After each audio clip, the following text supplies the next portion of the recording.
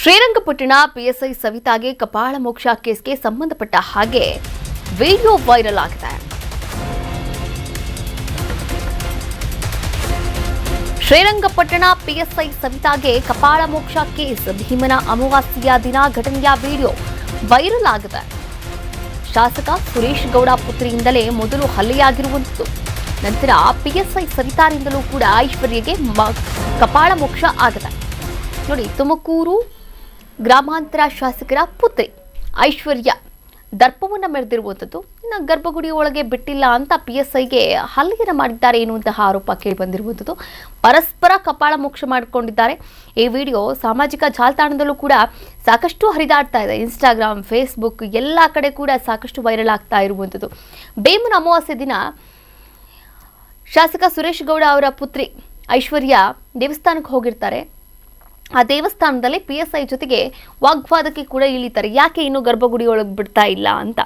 ಆ ಸಂದರ್ಭದಲ್ಲಿ ಐಶ್ವರ್ಯ ಅವರೇ ಮೊದಲು ಪಿಎಸ್ಐ ಮೇಲೆ ಕಪಾಳಕ್ಕೆ ಹೊಡಿತಾರೆ. ಆನಂತರ ಅವರು ಕೂಡ ಹೊಡೆದಿರುವಂಥದ್ದು. ಈ ಒಂದು ಘಟನೆಯ ದೃಶ್ಯಾವಳಿಗಳು ಏನಿದೆ, ಆ ಒಂದು ದೇವಸ್ಥಾನದ CCTV ಕ್ಯಾಮೆರಾದಲ್ಲಿ ಸರಿಯಾಗಿರ್ತಕ್ಕಂಥ ದೃಶ್ಯಗಳು ಇದೀಗ ಸಾಕಷ್ಟು ವೈರಲ್ ಆಗ್ತಾ ಇದೆ ಸೋಷಿಯಲ್ ಮೀಡಿಯಾ ಪ್ಲಾಟ್ಫಾರ್ಮ್ಸಲ್ಲಿ.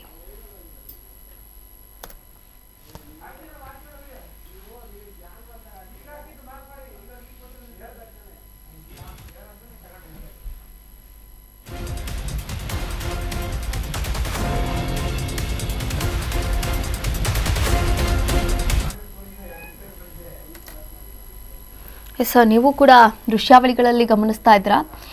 ಐಶ್ವರ್ಯ ಅವರು ಪಕ್ಕದಲ್ಲಿರ್ತಕ್ಕಂಥ PSI ಜೊತೆನೂ ಕೂಡ ಮಾತನಾಡ್ತಾ ಇದ್ದಾರೆ. ಹಾಗೆ ಮುಂದೆ ಇರ್ತಕ್ಕಂಥ PSI ಜೊತೆಯೂ ಕೂಡ ಮಾತನಾಡ್ತಾ ಇದ್ದಾರೆ. ಇನ್ನು ಅವರು ಕೋಪ ತಡೆಯೋಕ್ಕಾಗಿಲ್ಲ, ಅವರಿಗೆ ತಕ್ಷಣ ಕಪಾಳ ಕೊಡ್ಬಿಡ್ತಾರೆ. ನೀವು ಕೂಡ ಗಮನಿಸ್ತಾ ಇದ್ದೀರಾ.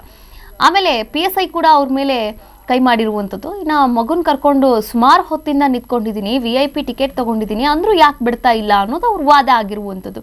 ನೀವು ಕೂಡ ದೃಶ್ಯಾವಳಿಗಳಲ್ಲಿ ಗಮನಿಸ್ತಾ ಇರ್ತಾರೆ.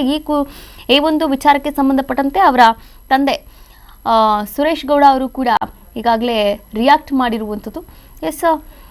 ನೀವು ಕೂಡ ಏನು ದೃಶ್ಯಾವಳಿಗಳಲ್ಲಿ ಗಮನಿಸ್ತಾ ಇದ್ದೀರಾ, ಇದೆಲ್ಲವೂ ಕೂಡ ದೇವಸ್ಥಾನದ CCTV ಕ್ಯಾಮೆರಾದಲ್ಲಿ ಸರಿಯಾಗಿರುವಂತಹ ದೃಶ್ಯಾವಳಿಗಳು.